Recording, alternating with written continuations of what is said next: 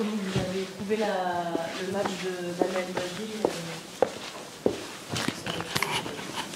Oui, on connaît les qualités d'Amel. C'est une joueuse qui aime bien se mettre entre les lignes, avec de la qualité technique, un pied gauche fantastique. Je suis content pour elle. Son match était complet, cohérent, concrétisé par un joli but. Donc ça lui permet aussi de retrouver le niveau international. Elle a pu jouer 90 minutes. On sait que dans son club, il y a une forte concurrence, donc c'est pas toujours facile pour elle d'avoir beaucoup de temps de jeu. Mais on se rend compte qu'au final, le travail est bien fait dans ce club, puisqu'elle a réussi à tenir 90 minutes sans avoir de soucis physiques. On a vu que vous aviez encore fait beaucoup de tournées, vous avez concerné beaucoup de joueuses durant ce rassemblement. Est-ce que ça vous permet quand même d'avoir une idée sur le noyau dur sur lequel compter pour l'année 2025 qui va être dense? Effectivement, le fait d'avoir donné du temps de jeu à de nouvelles joueuses, ça me permet de voir et puis de pouvoir analyser. Et puis après, ces deux matchs ce match contre l'Espagne qui va arriver, ça va me permettre de me poser, d'analyser tout ça et de pouvoir me projeter sur les prochaines échéances. Voilà, il y a des bonnes choses, il y a encore des choses à perfectionner, il y a des jeunes joueuses qui ont eu du temps de jeu. Je suis assez satisfait de la prestation de Lou et également d'Alice, Alice pour qui c'était son premier match. Et puis Jade qui a joué en deuxième mi-temps, Maëlle qui a pris le lead. Quand on sait que Wendy sort à la mi-temps, on peut s'attendre à ce que la défense tangue un petit peu, mais non. Maëlle a vraiment montré tout son potentiel dans l'axe et puis l'expérience qu'elle a acquise au sein du Real Madrid sur ses premiers mois. Donc je suis assez satisfait du comportement des joueuses. Bonsoir Laurent. Il y a quelque chose qui a été vraiment intéressant en première période, c'est cette association Katoto-Le Sommer avec beaucoup de combinaisons. Elles se sont beaucoup cherchées et ça fait très mal à la défense adverse. Comment tu vois ce match et leur assos? C'est vrai que l'avantage du système en 3-4-3, comme on l'a pensé et comment on le travaille, ça permet d'avoir trois attaquantes dans l'axe. Il ne faut pas oublier aussi le travail qui a été fait par Delphine sur le côté. Parce qu'en fait, c'est aussi les permutations dans les courses. Vous l'avez certainement remarqué dans les mouvements entre Delphine, Génie, Marie et puis le soutien de Grace ou Sandy. Ça apporte une supériorité numérique et ça crée pas mal de problèmes à l'adversaire. Il y a eu aussi le travail défensif qui a été important de la part de ces joueuses. Elles ont respecté à la lettre les déplacements, le positionnement de départ et puis comment embarquer l'adversaire sur des zones de pression et de densité dans l'axe pour réattaquer plein axe. J'ai trouvé qu'elles avaient fait preuve de beaucoup de synchronisation, d'intelligence aussi dans leurs déplacements et de complicité. Donc c'est vraiment encourageant pour la suite. C'était justement quelque chose qui était peut-être plus difficile ces derniers mois. En plus, elles n'ont pas beaucoup joué ensemble. Comment tu vas développer, comment tu as développé leur association au niveau technique?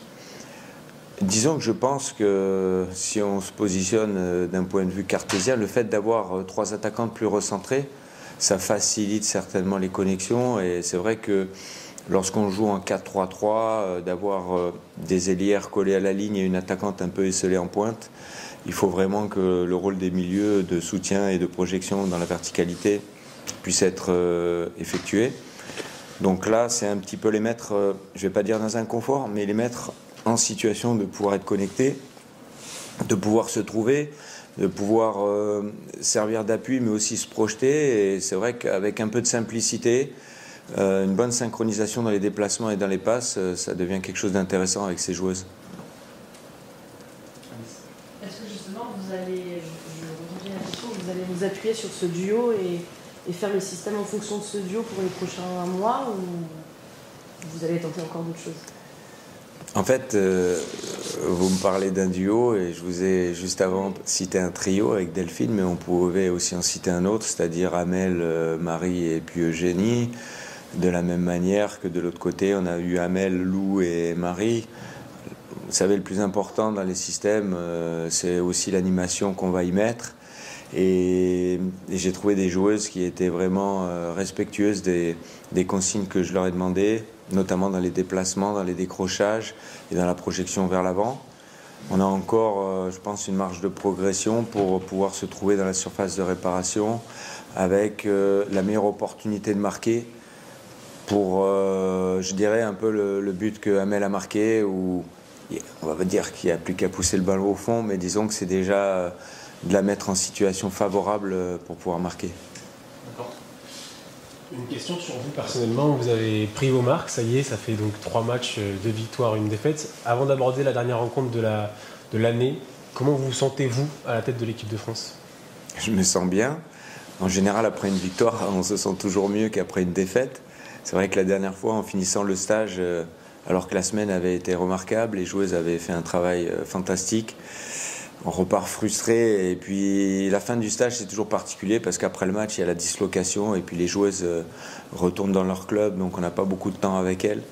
C'est pour ça qu'il me paraissait essentiel de garder le lien et de pouvoir faire des feedbacks sur leurs prestations. Là c'est le premier match, on est sur une victoire, donc c'est intéressant. Et il va y avoir un turnover qui va être effectué en prévision du prochain match contre l'Espagne. On va bien récupérer. Demain, on va se déplacer à Nice, prendre nos marques et puis donner le maximum contre cette équipe espagnole qui a gagné 5-0 contre la Corée. Donc, on va prendre le match très au sérieux. C'est un match qu'on sait difficile, mais une belle revanche à prendre par rapport à la finale qu'on a fait en février dernier. Voilà. Jonathan, pour Instant Foot, on a remarqué qu'au départ, à la sortie de Wendy Renard, le brassard a été donné à Sandy. Et à la rentrée de Sakina, le brassard a encore changé.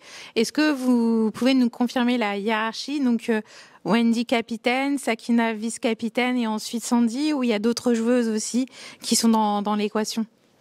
En fait, c'est très simple. Wendy est la capitaine. Et puis il y a Sakina, Eugénie, Grace et Kadi qui sont vice-capitaines. À partir du moment où elle n'était pas sur le terrain, je trouvais que d'avoir Sandy au cœur du jeu, de prendre le brassard le temps que Sakina rentre, c'était un choix judicieux par rapport à son expérience, par rapport à la personne qu'elle est, par rapport au respect que les autres joueuses lui donnent. Et puis le fait d'être au cœur du jeu, je trouve c'est toujours bien quand on a le brassard ou plutôt en défense. Donc voilà, je pense qu'elle l'a mérité, même si c'était un bref instant. Je sais que je peux vraiment compter sur elle.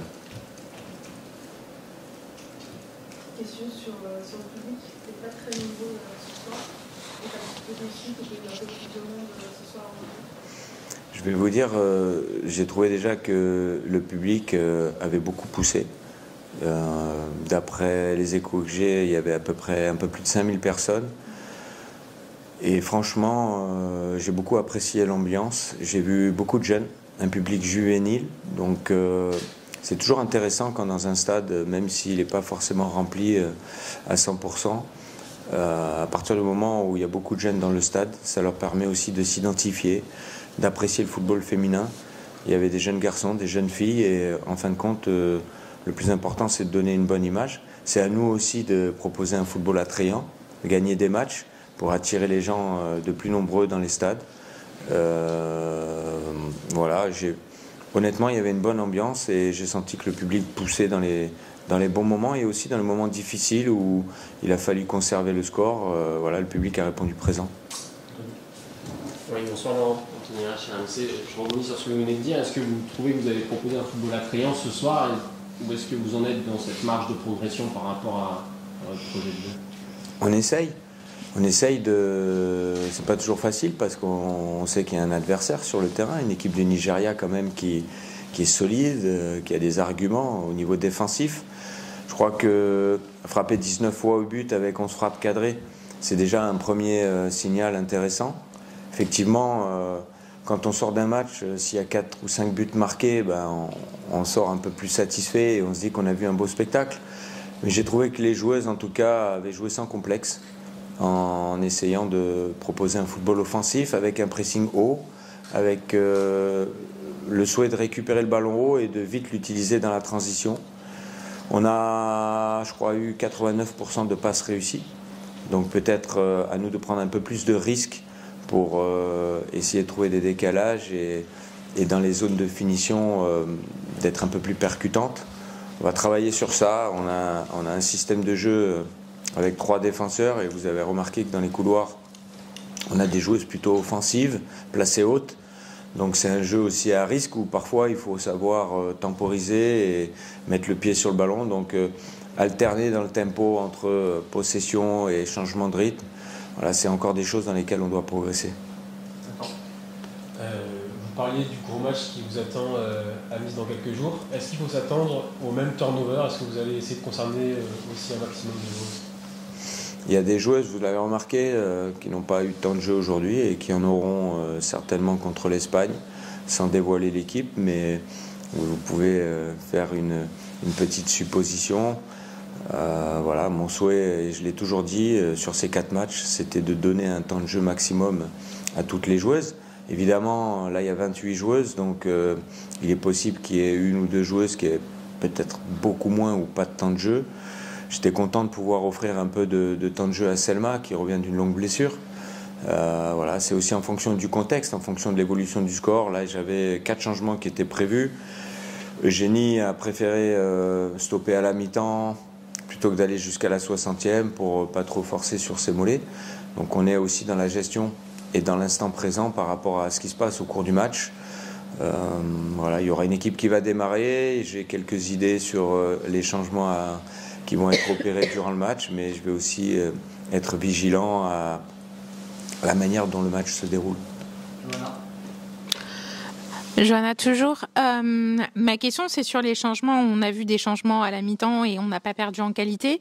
On a vu un milieu assez offensif, certes, mais avec énormément de récupération de ballon. On voit que la prise de ballon se fait vraiment très très haut dans le jeu. Limite, si on pouvait prendre le ballon à la gardienne, on le ferait. Est-ce que c'était vraiment un souhait de votre part ? Oui, à partir du moment où on choisit ce système en 3-4-3, on sait que c'est un système qui est très énergivore, c'est un système qui demande beaucoup d'efforts. Et comme on a des attaquantes qui sont placées hautes pour mettre la pression très haute, forcément, si la première ligne d'attaque est éliminée et que le ballon vient dans la densité au milieu, on a besoin d'avoir 2 milieux qui ont des qualités dans l'impact, dans l'agressivité et des qualités de récupération pour tout de suite pouvoir se projeter vers l'avant. C'est vrai que Sandy et Grace l'ont très bien fait en première mi-temps et également Oriane en deuxième mi-temps. Donc c'est essentiel parce que devant une défense à 3, il est important d'avoir quand même des joueuses qui ont cette capacité à grimper sur l'adversaire et à récupérer des ballons. Une question sur le 3-4-3. C'est un système avec lequel vous pouvez persister. Pour conduire contre l'Espagne, vous avez testé d'autres choses. C'est un système, comme je l'avais dit au tout début de ma prise de fonction, qui est un système à travailler en parallèle avec le 4-3-3. On a, sur les 17 mois où j'ai été avec Hervé, beaucoup travaillé le 4-3-3 et le 4-4-2 pendant la Coupe du Monde. Donc il était important de bonifier les joueuses sur un système différent, en 3-4-3. Donc effectivement, on est dans une phase de préparation où on met les fondations et c'est le moment, je pense, d'insister et persister sur ce système, oui.